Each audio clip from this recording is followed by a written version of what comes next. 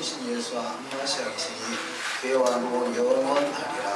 아멘. 아루 아타 아도나이 엘리온 멜레카우라 아세르 키르샤노 베르시우타로 베치바노라 수고 베드브레이토라. 여호와 우리 하나님 우주의 왕 주님의 계명들을 우리를 거룩하게 하시고 우리에게 토라의 말씀에 전무하도록 명하신 주님을 송축합니다. 아루 아타 아도나이 엘리온 멜레카우라 아세르 바로 미콜 하민 베나탄 라누엘 소마토 바로 아타 아도나이 모텐 다토라. 여호와 우리 하나님 우주의 왕 모든 열방 중에서 우리를 택하사 토라를 우리에게 맡겨주신 분 토라를 주신 주님을 송축합니다. 아멘. 우리 박혜영 선생님 기도해 주시고 시작하시겠습니다.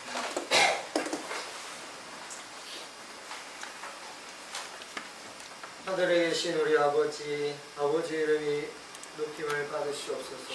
영원히 높임을 받으시옵소서. 이 시간 하나님 방금 저희들이 선포한 것처럼 주의 토라에 전념하도록 하신 하나님께 감사드립니다. 저희들이 하나님의 토라를 듣고 또한 토라를 더 알아가며 하나님을 말씀대로 섬길 수 있게 하심을 감사드립니다. 이 시간에 성령 하나님 함께 하셔서 저희로 주의 말씀을 깨달아 알게 하시고 하나님의 길을 발견하고 더 나아가는 귀한 시간 되게 하여 주시옵소서. 이 자리에 있지 아니한 우리 모든 형제 자매님들 목사님들 붙들어 주셔서 하나님 평안히 이끄시고 또한 어디 있든지 토라로 주님 이끌어 주시옵소서. 감사하며 예수와 함마시아 이름으로 기도합니다. 아멘. 뵙게 돼서 반갑습니다. 이 시간에는 우리 잠시 우리 처음 참석하신 우리 목사님을 잠시 소개하기 원합니다. 나중에 기회로 구체적으로 또 같이 교제 나눌 수 있는 시간 되겠습니다만 순복음교회에서 목회를 하고 계시고요. 가까운 가양동에서 가양동에서 목회를 하시는데 제가 예전에 다른 어느 분을 통해서 가양동에서 샤반 예배를 드리는 기회가 있다라고 들었었는데 얼굴은 이번 주에 처음 뵀어요. 지난주에. 그래서 샤bat도 지키고 절기도 지키시고 이번에 그 교단 순복음 교단에서 정식으로 교단 탈퇴를 선언하시고 또 한국 메시아닉 교단으로 가입을 하셨습니다. 우리 잠시 일어나셔서 박수로 환영하겠습니다.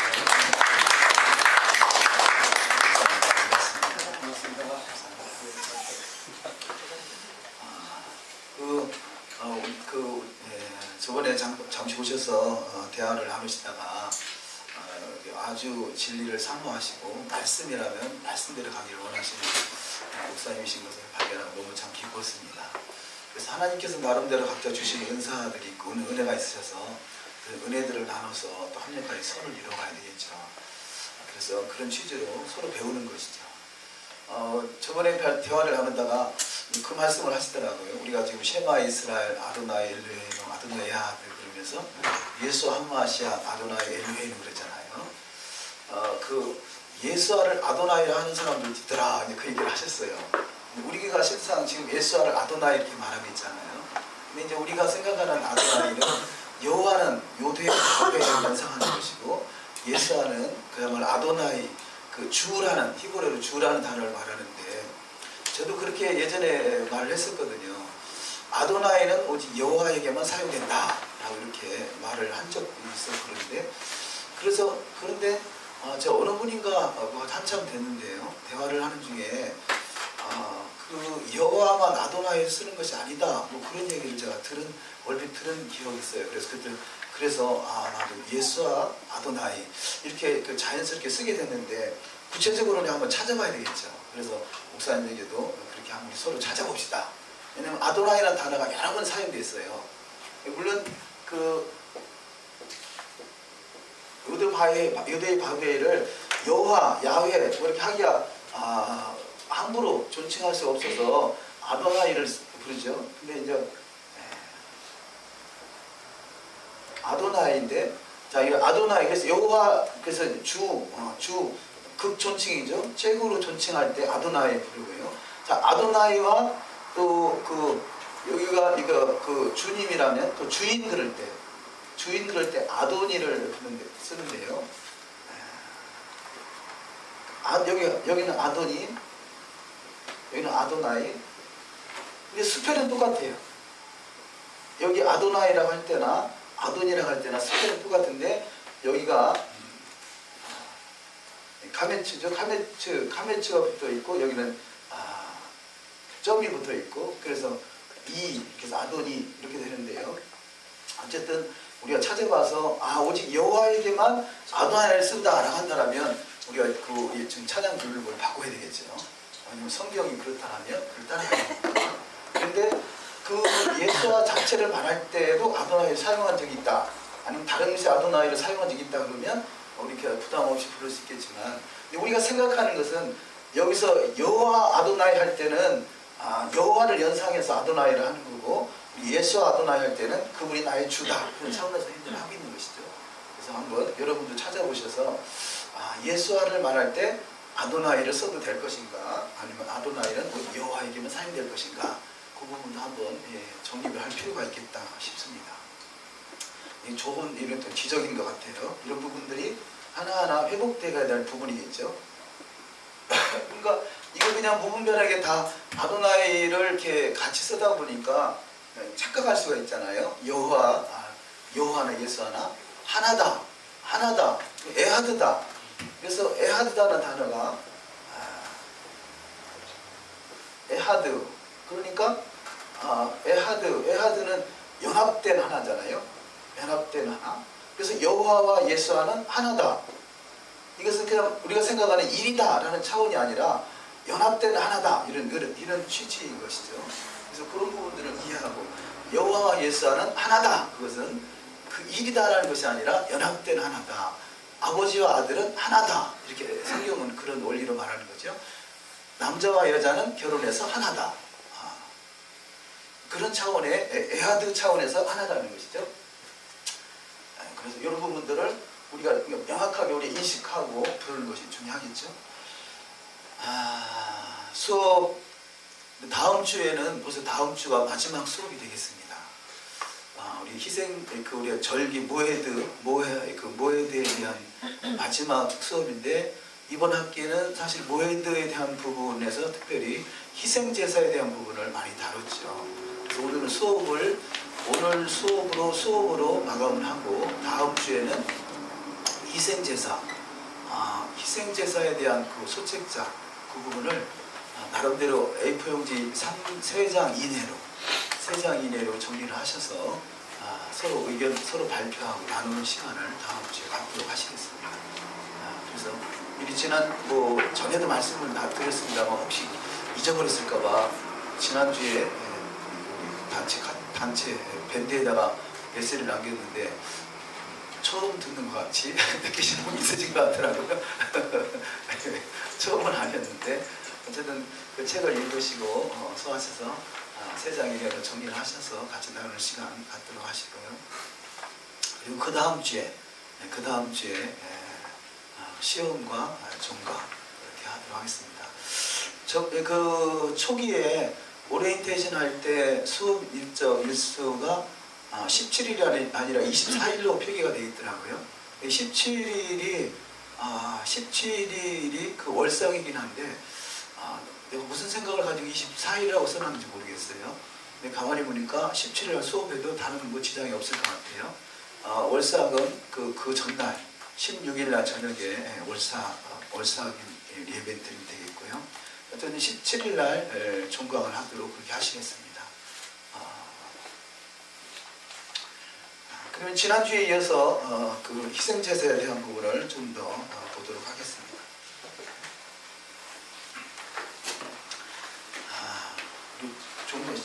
좀 전에 쉬는 시간에요. 제가 인터넷 그 사이트에 이렇게 보니까 북한의 그 조선 중앙 텔레비전 방송, 북한의 방송국이 TV 방송이 딱 한 가지 있다는데 그 텔레비전 방송에 뭐라고 나와 있냐면요. 북한이 이번 동계올림픽에서 금메달 14개 따가지고 1등이다.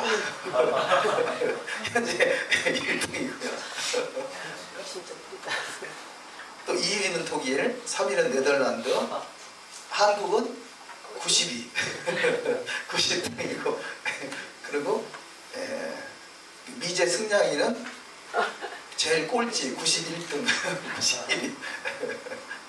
그 사람들이 여기 지금 막 꽃다발을 들고 환영하고 이런 사진이 이렇게 찍혀 있더라고요.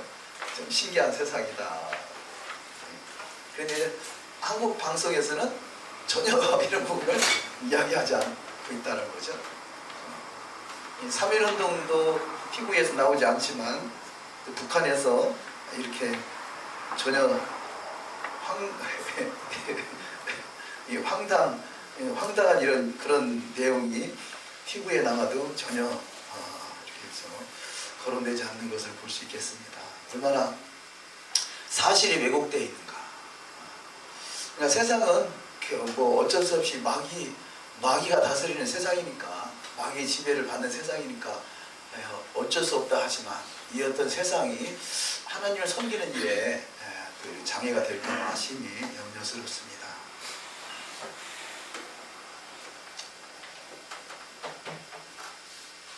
그 92.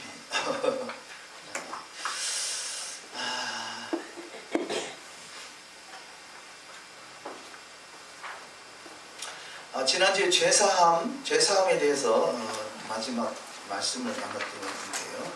죄사함은 두 가지가 있다 그랬죠.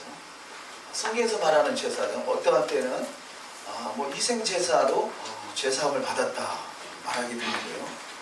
또 희생 제사, 동물의 피를 가지고는 우리가 양심을 깨끗하게 할 수 없다, 그렇게 표현을 하죠. 그래서 우리가 이해하기를 하늘의 것과 땅의 것을 나눠서 구분해서 설명을 드렸습니다.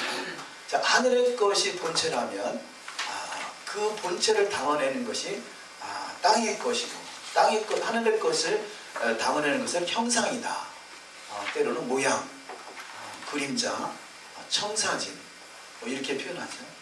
그래서 하늘의 것은 하나님이 본체시고, 또 하늘 성소가 본체고, 이런 것들을 담아내는 것이 이 땅에서 하나님의 형상대로 창조된 사람이 형상이고, 또 하늘의 형상을 담아낸 그런 이 성소, 하늘 성소를 담아낸 것이 이 땅의 성소.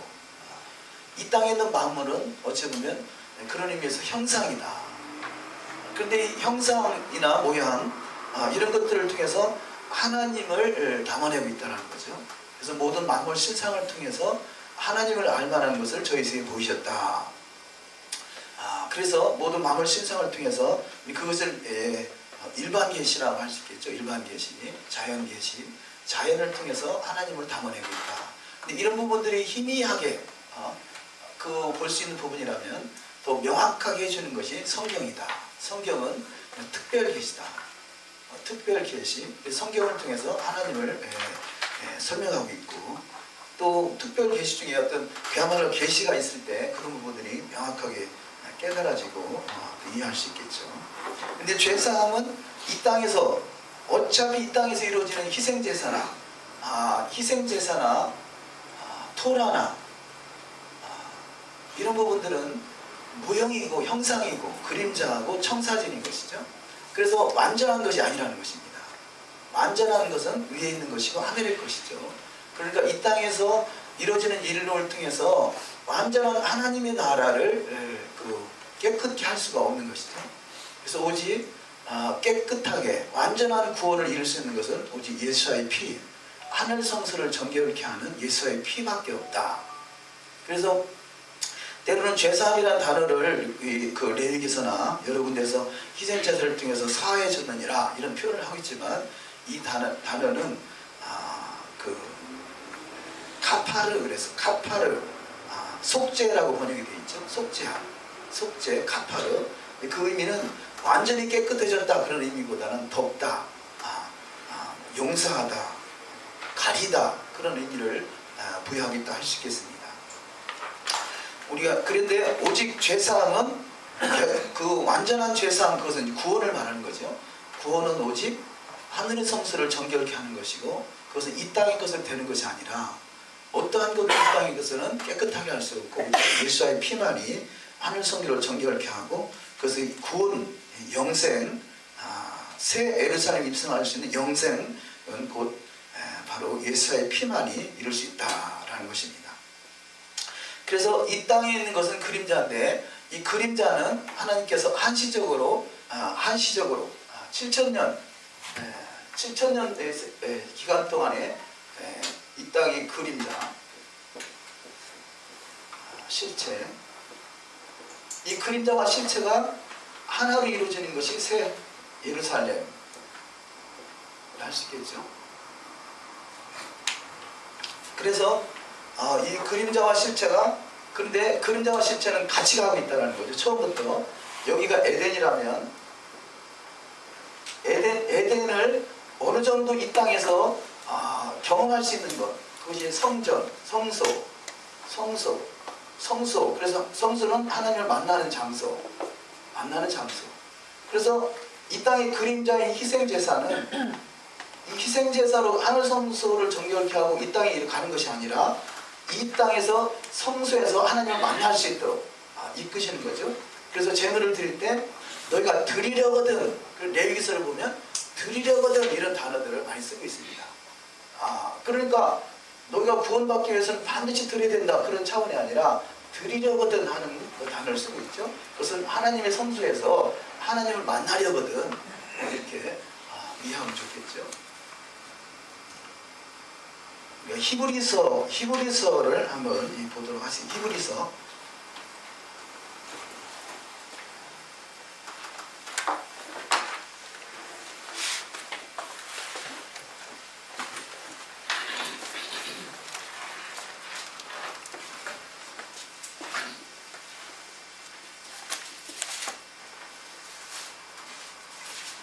10장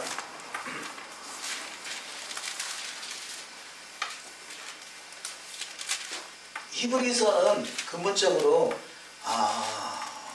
믿는 유대인들에게, 그야말로 히브리인에게 준 것이죠.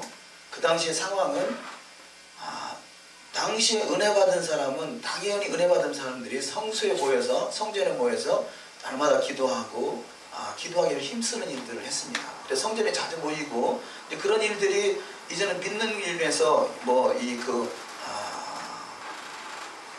나사렛 이단의 괴수 이렇게 모함을 하게 되고 이단시하게 되고, 그래서 성전에 들어갈 수 없는 상황들이 전개가 됩니다.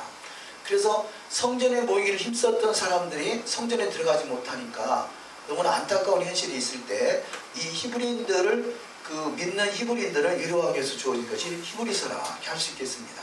그래서 여기서 말하는 것은 너희가 성소에 들어가기를 소망하는 마음이 있지만 너희들은 이 땅에 있는 성소보다 더 좋은 하늘의 성소의 것을 너희들은 차지한 사람들이다. 그래서 위로를 하고 소망을 주는 그런 메시지를 할 수 있겠죠. 자, 이 땅의 것이, 이 그림자, 이 땅의 것이 필요 없다라는 것이 아니라 너희는 더 좋은 것을 얻었다. 그런 의미 차원에서 설명하고 있다는 거죠. 그러니까 너희가 더 좋은 것을 얻었으니까 이 땅의 것은 무익하다 그렇게 말하자는 게 아니죠. 우리는 예수를 믿음으로 더 좋은 것을 얻었으니까 이 땅에 필요 없는 것이다 라고 해석하는 것이 십자가에서 모든 걸 다 완성했다고 보는 거죠. 자, 이 구약의 역사가 신약의 역사로 여기서 십자가로 완전히 대변혁을 일으킨 것으로 오해하고 있다는 거죠.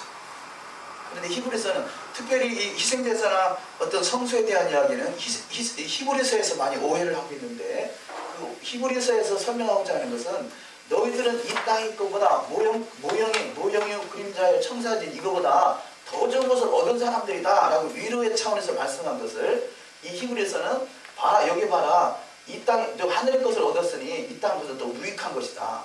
그래서 뭐라고 합니까? 여기서 이게 다 율법이죠. 율법을 오히려 이 하늘의 것은 이게 복음이고 땅의 것은 율법이다. 너희가 복음을 받았으면 너희가 율법은 무익한 것인데 너희가 한테 영으로 시작했다가 육으로 바치려고 하느냐, 이렇게 해석하는 부분들, 이런 부분들을 많이 전개되고 있습니다. 그런데 히브리서는 그런 차원의 메시지가 아니라는 것이죠. 10장 11절에서부터 14절을 보시면 제사장마다 매일 서서 섬기며 자주 같은 제사를 드리되 이 제사는 언제든지 죄를 없게 하지 못하거니와, 여기서는 하늘 성소를 정결케 하는 그런 메시지를 말하는 거죠. 오직 그리스도는 죄를 위하여 한 영원한 제사를 드리시고 하나님 우편에 앉으사 그 후에 자기 원수들로 자기 발등상이 되게 하실 때까지 기다리시나니 저가 한 제물로 거룩하게 된 자들은 영원히 온전케 하셨느니라. 이 지금 10절에서부터 보시면 이 뜻을 쫓아 예수 그리스도의 몸을 단번에 들이심으로 말미암아 우리가 거룩함을 얻었노라. 이 거룩함이라는 것은 하나님의 나라가 이루어지는 상태, 깨끗함을 입었다, 거룩함을 입었다, 가보도 영광 안에 거한다. 그래서 영광의 나라, 하나님 나라를 말하는 것이죠. 그래서 하나님의 나라, 그 영광의 나라는 결국 이 예수와의 보혈로 이루어지는 것이다. 그래서 좀 더 보시면 히브리서 9장 11절, 14절, 11절부터 한번 보십니다. 11절부터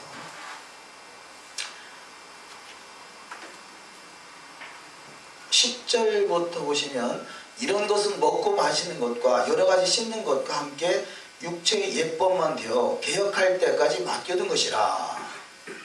그래서 그리스도께서 장래 좋은 일에 대제사장으로 오사 손으로 짓지 아니한 곧 이 창조에 속하지 아니한 더 크고 온전한 장막으로 말미암아. 자, 손으로 짓지 아니한 더 크고 온전한 장막이 어디냐? 바로 이 새 예루살렘인 것이죠. 물론 여기 메시아 왕국, 메시아 왕국도 포함이 됩니다만, 이 메시아 왕국은 여기에도 속하고 여기에도 속하다 할 수 있겠죠. 그래서 메시아 왕국, 이 새하늘과 새 땅, 새 예루살렘이 이 올람 하바라면 여기 이쪽은 올람 하제라고 그러죠. 올람 하제. 그런데 여기서 9장 10절에서 육체의 예법이라는 것은 바로 올람 하제 이전에 있었던 걸 말하는 것입니다. 육체의 예법. 당연히 이것은 당연히 육체의 예법인 것이죠. 육체의 예법, 땅의 법. 땅의 법, 육체의 예법. 그래서 이 지금 여기서 육체의 예법이라 라는 부분이 예법만 되어 개혁할 때까지 맡겨둔 것이라, 여기 이 지금 하늘의 실체와 땅의 그림자가 합해지는 이 상태, 여기를 올람 하바라고 하고요, 여기를 개혁의 때라, 개혁이다, 개혁의 때다, 이렇게 표현하고 있다는 것입니다. 그래서 우리 오늘 개신교에서는 2000년 전 십자가에서, 여기가 십자가의 사건이라면 이때 이미 개혁이 이루어졌다라고 보고 있는 것이고요, 메시아닉에서는 지금 이 7000년이 찬 이때를 개혁의 때다. 그래서 개혁의 때 이후를 올람 하바라고 그러고 개혁의 때 이전을 올람 하제라 한다. 그래서 이 올람, 요 개혁의 때의 중심, 이때를 육체의 때, 육체의 예법, 그림자, 이렇게 표현하고 있다는 것이죠. 그래서 10절에서 이런 것은 먹고 마시는 것과 여러 가지 씻는 것과 함께 육체의 예법만 되어 개혁할 때까지 맡겨둔 것이라. 11절 그리스도께서 장차 좋은 일에 대제사장으로 오사. 이것은 장차 앞으로 되어질 일인 것이죠. 바로 이 장차, 이때가 장차 개혁의 때, 올람 하바, 이렇게 표현할 수 있겠습니다. 그래서 장차, 장래 좋은 일에 대제사장으로 오사 손으로 짓지 아니한 곳, 이 창조에 속하지 않은 더 크고 온전한 장막으로 말미암아, 이렇게 표현하고 있습니다. 10절에도 육체의 예법과 개혁의 때, 그렇게 구분할 수 있겠고요.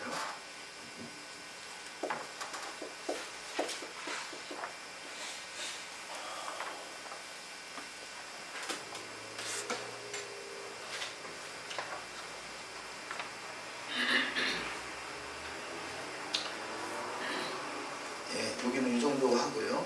우리가 중요하게 지금 구분을 잘 우리 염두에 둘 부분이 출애굽기 25장에서부터 31장이라 할 수 있겠죠.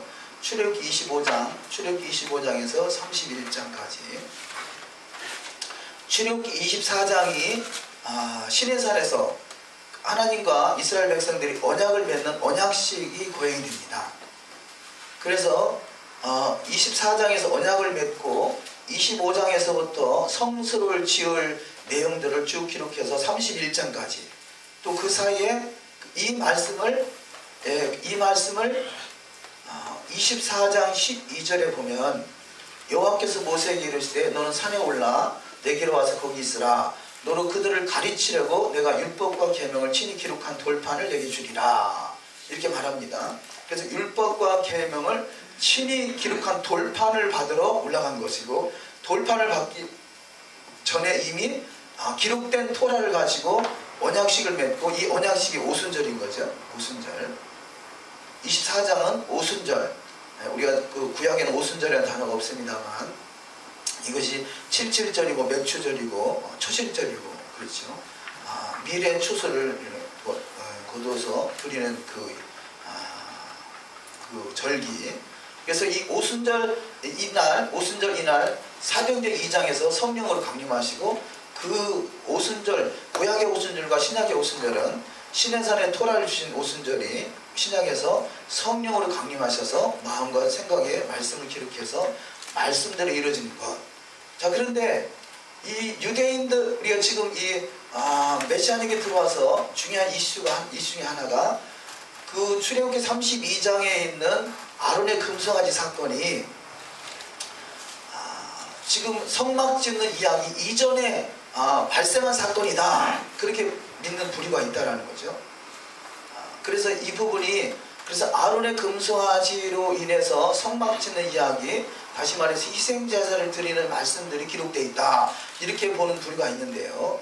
그런데 이 부분을 그 유대인들도 그렇게 구분하는 부류가 있다라는 거죠. 유대인들도.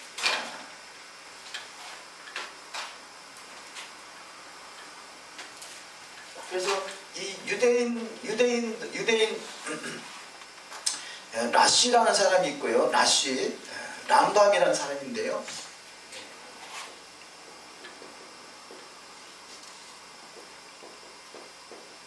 라쉬는 사람은 아론의 금송아지 사건으로 말미암아 생긴 것이 희생제사다.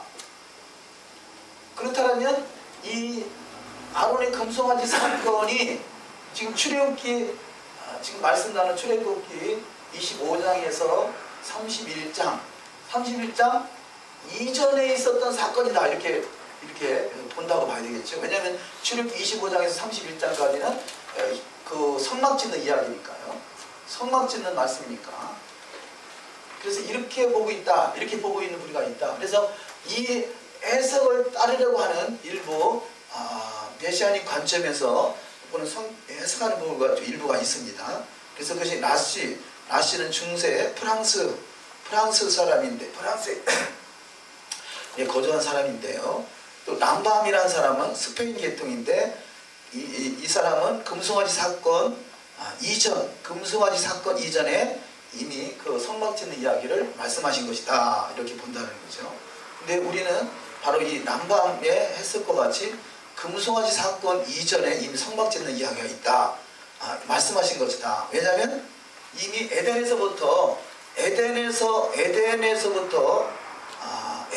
에덴에서 나오면서부터 이미 가인과 아벨이 희생 제사를 드렸고, 그 뒤로 아브라함이나 또 노아나 많은 선지자, 하나님의 사람들이 희생 제사를 드렸던 것을 통해서 희생 제사는 아론의 금송아지 사건으로 인해 생긴 것이 아니라, 그러니까 성막 짓는 이야기가 중심이겠죠.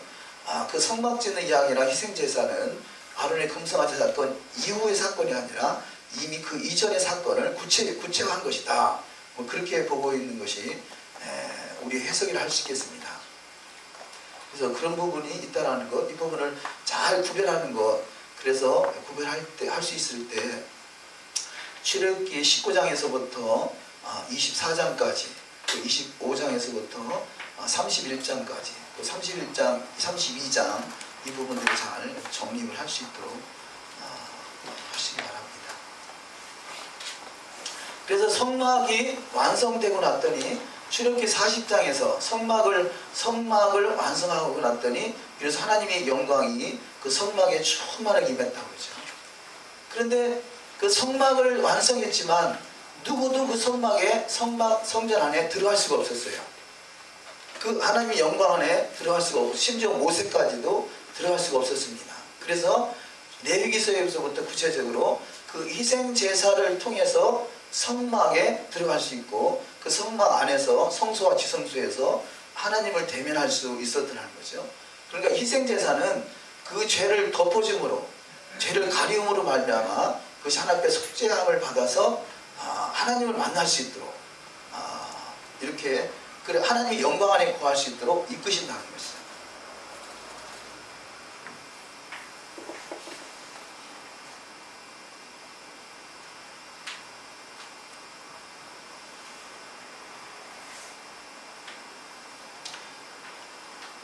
레위기 1장을 한번 잠시 보겠습니다. 레위기서 1장 2절 말씀해 보시면 1장 1절부터 보시면 여호와께서 회막에서 모세를 부르시고 그에게 일러 가라사대 이스라엘 자손에게 거하여 이르라 너희 중에 누구든지 여호와께 예물을 드리려거든 이렇게 말하죠. 자, 예물을 드리려거든. 자, 누구든지 예물을 드려야 된다 이렇게 말하는 것이 아니라 예물을 드리려거든 이렇게 말합니다. 그래서 예물에 대해서 예물을 드리려거든 이런 표현들을 많이 쓰시죠. 그래서 생축 중에 소나 양으로 예물을 드릴지니라 이 말을 달리 말씀을 바꿔서 설명한다면 너희가 하나님을 만나기를 원하거든 이렇게 표현할 수 있겠죠. 그래서 그 레위기서를 통해서 5가지 제사가 있죠. 번제, 소제, 화목제, 속죄제, 속건제. 이것은 하나님을 만날 수 있도록 이끄시는 것이죠. 그래서 하나님을 만나기 위해서는 그 예물이 있어야 된다. 그 예물, 제물, 결국은 피를 말하는 것이죠. 그런데 그 5가지 제사가 있죠. 번제, 소제, 화목제, 속죄제, 속건제. 그런데 번제와 소제와 화목제는 죄와 상관이 없다. 죄와 상관이 없이 드려지는 예배, 드리고자 하는 마음이 있을 때 드리는 제사라고 할 수 있겠고요. 속죄제와 속건제는 반드시 죄를 말미암아 드려지는 제사다. 이렇게 할 수 있겠습니다. 그러면 그 차이가 뭐냐? 왜 번제, 소제, 화목제는 죄와 상관이 없고 속죄제, 속건제는 죄와 상관이 있냐? 무슨 차이냐? 라고 할 때 번제와 소제와 화목제는 내 죄와 상관이 없지만 그 하나의 원죄로 인해서 라고 표현할 수 있겠어요. 원죄로 말미암아. 그럼 만약에 하나님을 만나는데 굳이 제물이 필요하다.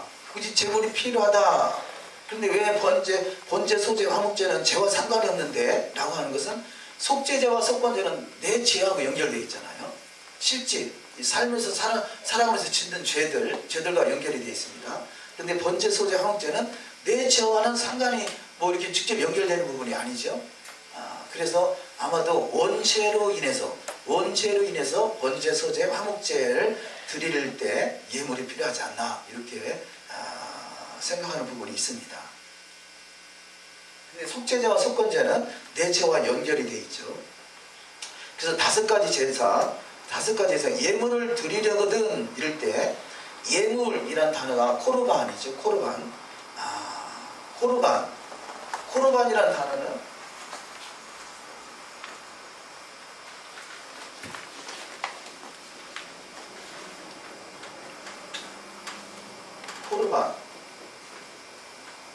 가까이 가다. 자, 예물이라고 번역되어 있는데요.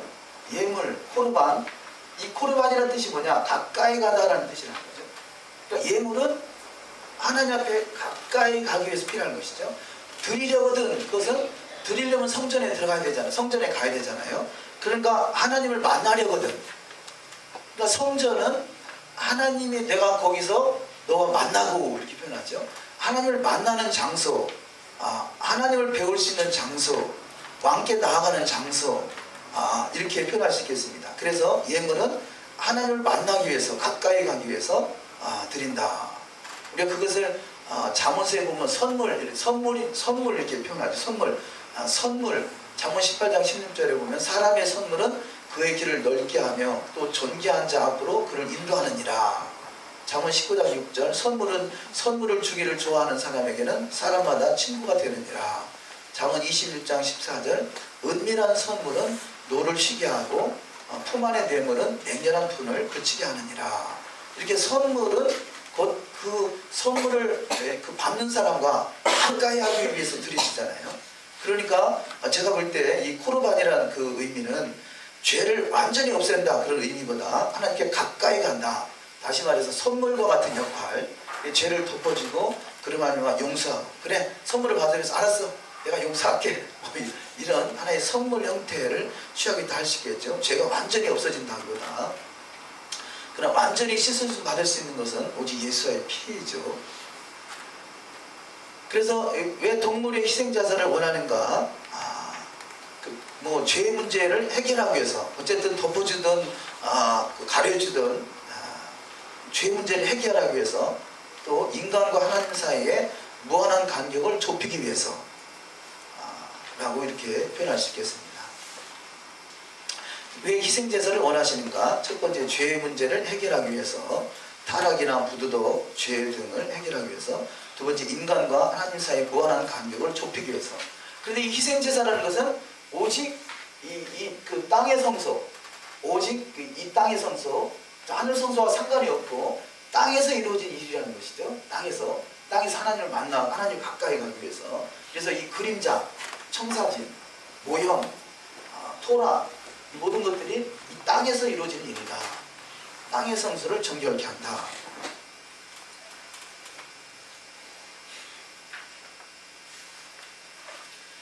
예물을 드리려거든 그런데요. 예물이란 단어가 코르반이고 드리려거든 이란 단어가 야크리브 그런데요. 이 야크리브 드리려거든 이란 단어도 가까이 오게 하다라는 뜻을 가지고 있습니다. 그러니까 예물도 가까이 가다, 드리려거든 단어도 가까이 오게 하다. 그래서 코르반 야크리브 이것은 가까이 가져오는 것을 가까이 가져오려거든.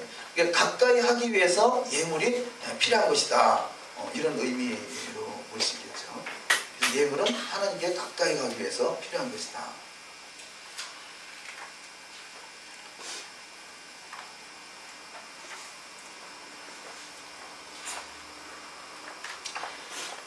좀 전에 장례 개혁의 때를 잠깐 나눴는데요. 자, 이 개혁의 때, 그러니까 이 개혁의 때가 이 장례일이 올라가고 이게 앞으로 되어질 새하늘과 땅, 완성된 에덴이라고 할 수 있겠죠. 자, 이때를 장례라고 표현하고 이때를 금생, 이 세상 이런 단어로 표현합니다. 한번 몇 군데를 찾아보십니다. 디모데전서 4장 8절.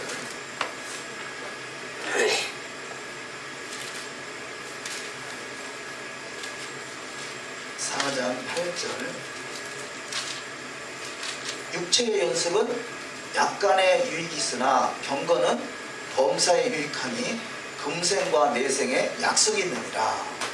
여기서 금생 그러면 지금 7,000년 이전 올람 하제 이것을 말한다 할 수 있고요. 내생은 바로 올람 하바, 7,000 이후 올람 하바 장래일 이걸 말한다고 하니까 금생과 내생에 약속이 있느니라. 마태복음 12장 32절.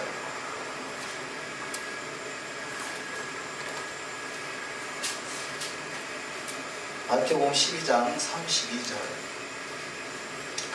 또 누구든지 말로 인자를 거역하면 사하심을 얻되 누구든지 말로 성령을 거역하면 이 세상과 오는 세상에도 사하심을 얻지 못하리라.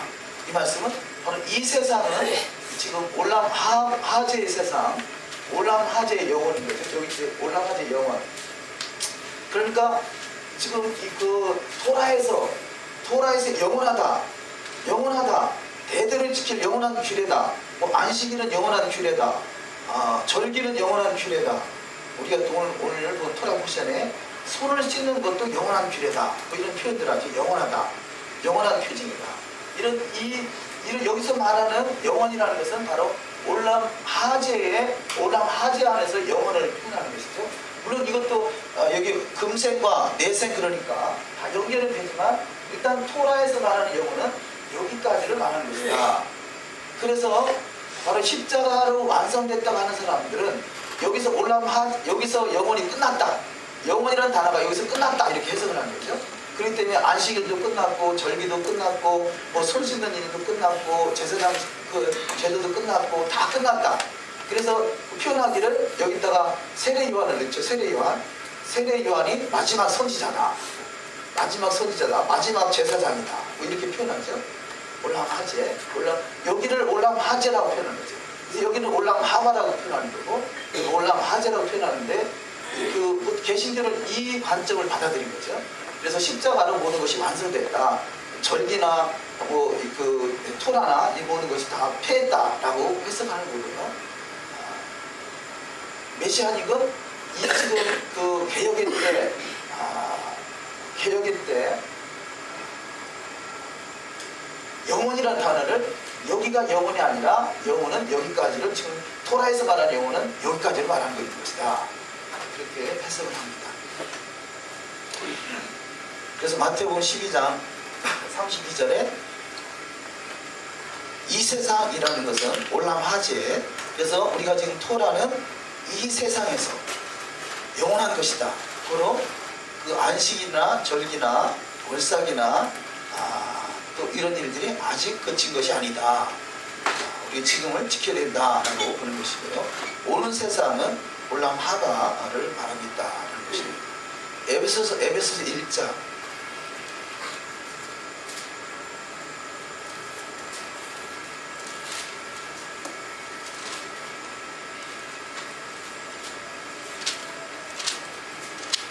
에베소서 1장 21절 모든 정사와 권세와 능력과 주관하는 이와 이 세상뿐 아니라 이 세상은 올람 하제. 그래서 올람 하제가 영원 오는 세상에 일컫는 모든 이름 위에 뛰어나게 하시고 그래서 예수께서는 이 세상과 오는 세상에도 모든 이름에 뛰어난 분이시죠. 그래서 이 세상과 오는 세상 이 세상은 올람 하제로서의 영원 오는 세상은 올람 하바로서의 영원.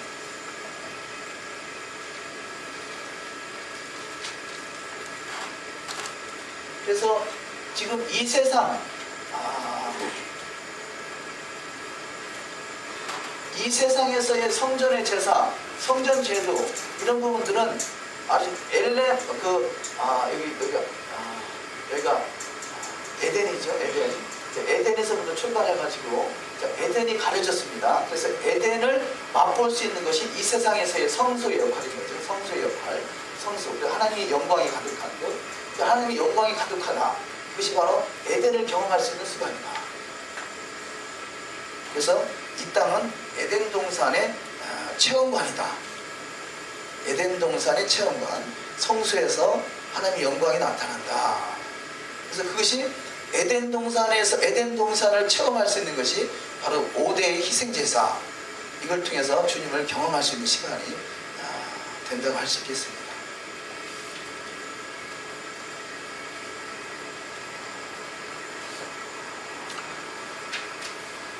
그러면 5대 희생제사, 5대 제사죠. 제사 5가지를 잠시 나눠보도록 하겠습니다.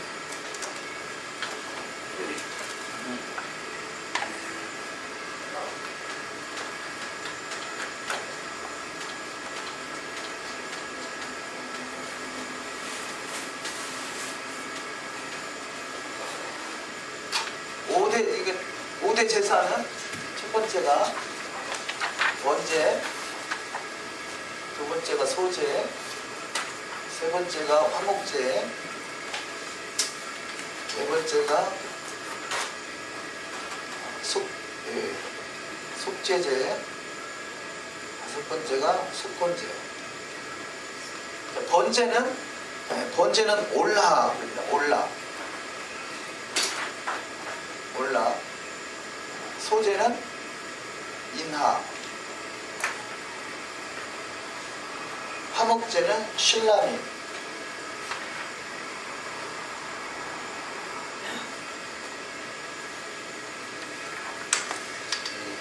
속죄제, 여기 속죄제는 하타트. 속죄제. 속번제는 아샴.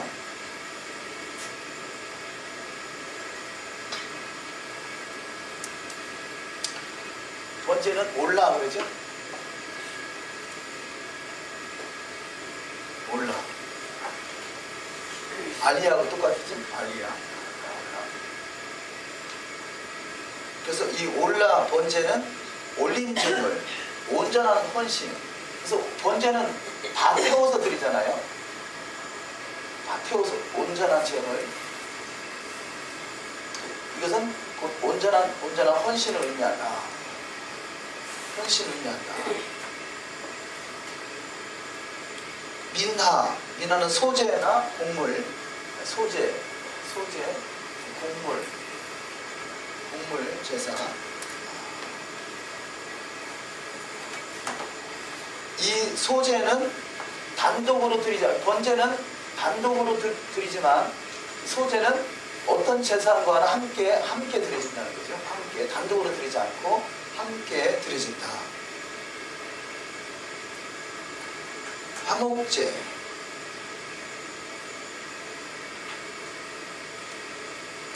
먼저 번제를 좀 더 보시면요. 번제는 흠없는 수컷으로 드린다는 거예요. 흠없는 수컷. 왜 수컷이냐? 가장 좋은 것으로 드린다. 그런 의미를 가졌습니다. 가장 좋은 것. 그래서 흠없는 수컷으로만 드린다. 가장 좋은 것으로 드린다. 그래서 번제, 온전한 헌신을 말한다. 수컷으로 드린다.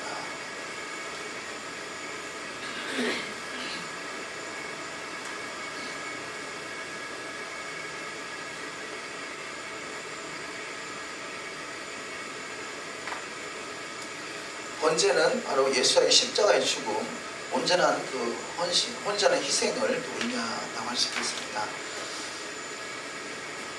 자, 이 그 성막에 대해서 우리가 지금 이해하기 쉽게 그 이해를 돕는다면요.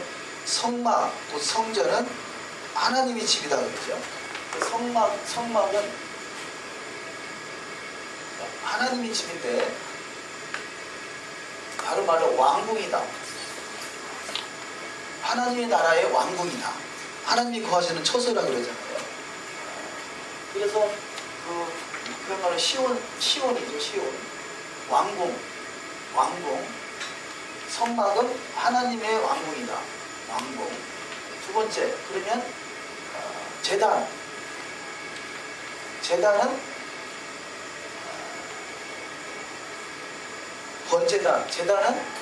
왕의 식탁이다.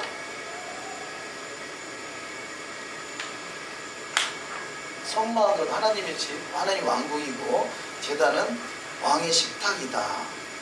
하나님의 식탁.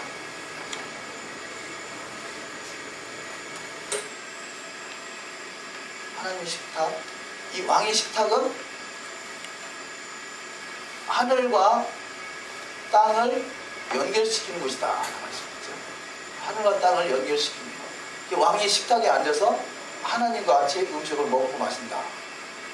이 제단, 그 왕의 식탁을 오늘날에 우리가 지금 메시아님이 받아들이는 부분, 유대인도 마찬가지죠. 그것이 에레브 샤밧, 에레브 샤밧 때 우리가 떡과 포도주를 나누죠. 이것이 바로 왕의 식탁이 가정으로 들어온 거죠. 가정으로. 그래서 가정에서 떡과 포도주를 나누면서 하나님을 대면하는, 그 하늘과 땅이 연결시키는 것이다. 그래서 이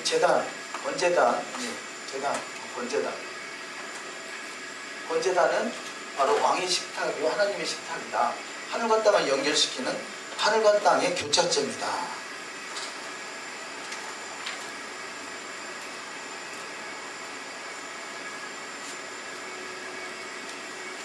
에스겔서 44장을 한번 보시겠습니다. 에스겔서 44장.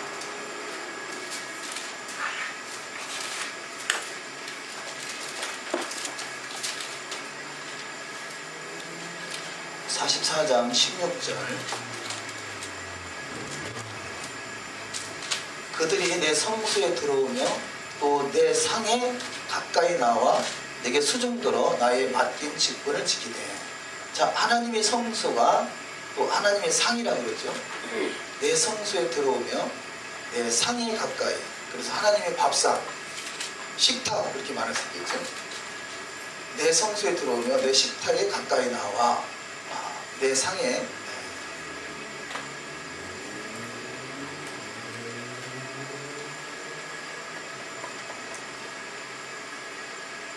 그 식탁, 슐하니 그런데 슐하니 하나님의 식탁, 슐하니 식탁은 슐하니 음식은 슐한. 그래서 그 식탁에 올라가는 것이 코르반이죠. 코르반. 그것이 희생제물. 코르반이 뭐냐? 하나님의 음식이라는 거죠. 하나님의 음식. 자, 그러면 두 번째 성막은 하나님의 왕궁이고요. 제단은 하나님의 식탁이고, 세 번째 코르반, 제사, 제물.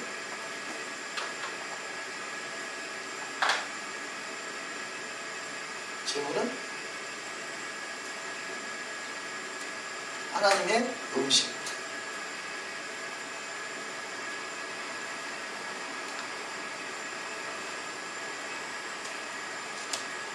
레위기 3장 15절을 찾아보시면, 레위기 3장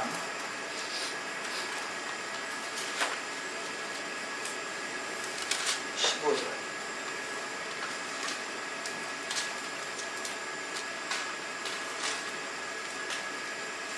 15절 16절을 보시면 두 콩팥과 그 위에 기름 곧 호리 근방 있는 것과 간에 덮인 거풀을 콩팥과 함께 취할 것이요 제사장은 그것을 단위에 불사를 지니 이는 화제로 드리는 식물이요.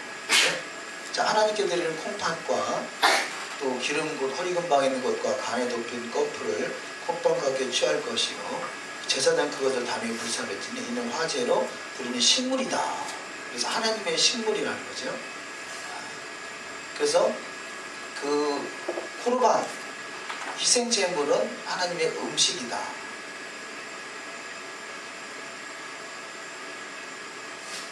그래서 지금 이 화제 그러잖아요. 화제로 드리는 식물은, 그래서 이 화제, 화목제는 여호와께 드리는 음식이다. 코르반은 하나님의 음식이다. 민수기 28장 2절을 보시죠. 민수기 28장 2절.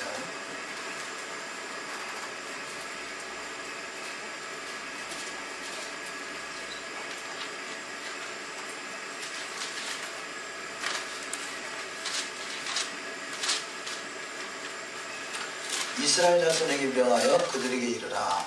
나의 예물, 나의 식물 되는 화제, 나의 향기로운 것은 너희가 그 정한 시기에 삼가 내게 드릴지니라. 하나님께 드려진 예물이 코르반, 그 예물이 하나님의 식물이다 이렇게 말하고 있습니다. 하나님의 식물.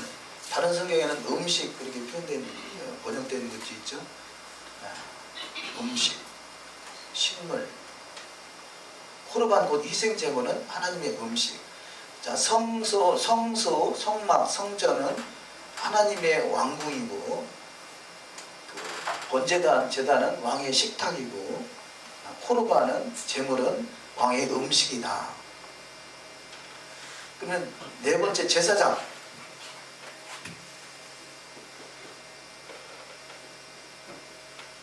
그럼 제사장은 뭐겠어요? 하나님의 왕궁에 식탁이 있고 하나님의 음식이 있어요. 그럼 제사장은 요리사. 하나님 앞에 음식을 차려드리는 요리사. 음식을 차리는 자, 또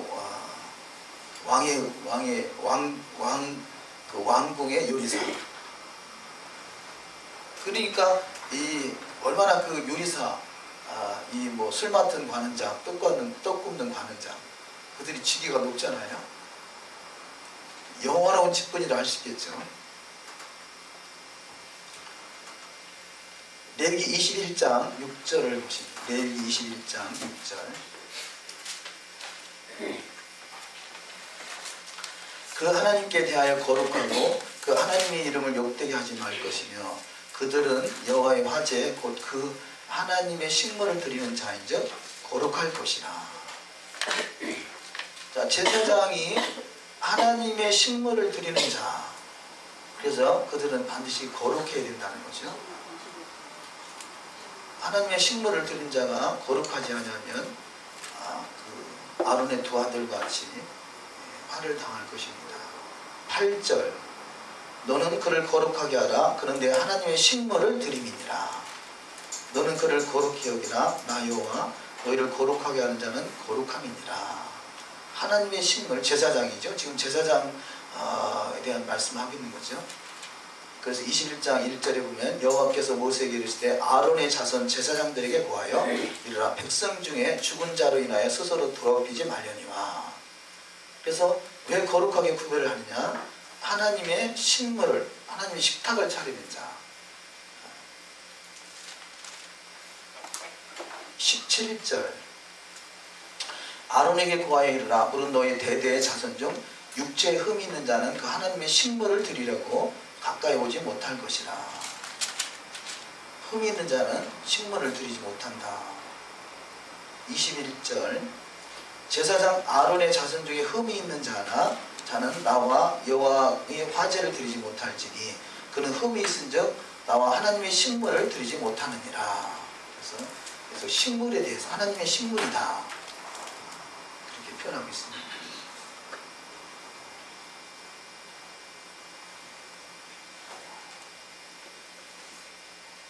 자, 이런 것을 볼 때 왕궁이고 식탁이고 하나님의 음식이고 하나님의 음식을 하나님의 식물을 드리는 자고 이것이 땅에서 이루어지는 일이죠. 그래서 하나님을 배울 수 있는 자. 그래서 희생자사는 우리의 영혼을 구원하는 것과 상관이 없이 이 땅에서 하나님과 교제하고 또 임재 안에 들어가고 하나님과 얼굴과 얼굴을 대면하고 이것이 바로 토라에서 이 그림자 땅에 있는 성막에서 이루어진 메시지다 할 수 있겠죠.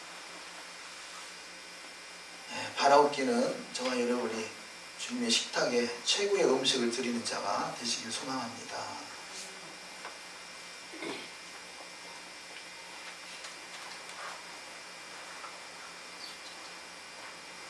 그러니까 그 번제에 대해서 나눴죠. 번제는 온전히 하나님께 드려지는 것, 흠없는 수컷으로 드린다. 그 의미는 가장 좋은 것을 드린다라고 말씀을 드렸습니다. 두 번째 소제에 대해서 보시면 소제. 레위기 2장 1절에서 2절 말씀을 보시겠습니다. 레위기 2장 1절에서 2절. 누구든지 소제의 예물을 여호와께 드리려거든 고운 가루로 예물을 삼아 그 위에 기름을 붓고 또 그 위에 유향을 놓아 아론의 자손 제사장들에게로 가져올 것이요 제사장은 그 고운 가루 한 줌과 그 모든 유향을 취하여 기념물로 다리에 불사를 지니 이는 화제라 여호와께 향기로운 냄새니라.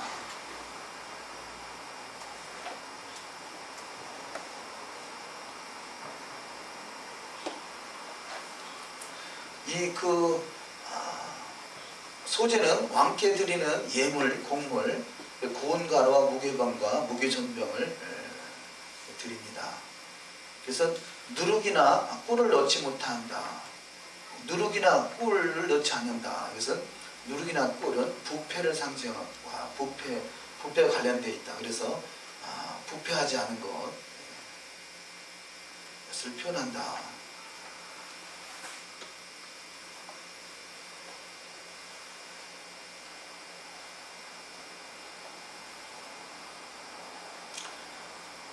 이 지성물을 소제를 드리는 것은 한 움큼을 드리는데 한 움큼을 취해서 본제단에서 불사라도 드립니다.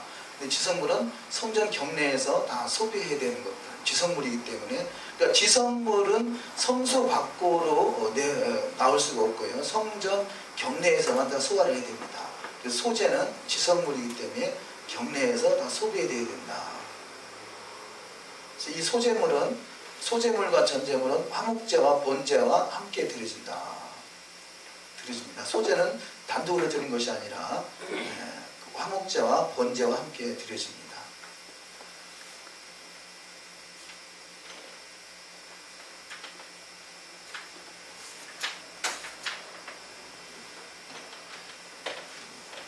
여기까지 혹시 뭐 질문사항 혹시 있으시면 말씀해 주시고.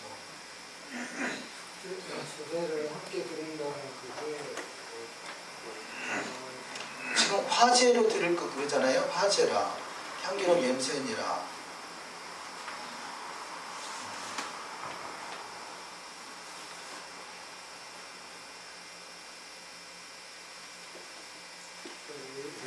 이쪽에서는 같이 드리라는 게 내가 찾아보진 않았는데 한번 찾아보십시오. 나도 내가 직접 찾아본 건 아니라. 또 교수님도 그렇게 말씀해서 한번 말씀드렸을 거예요.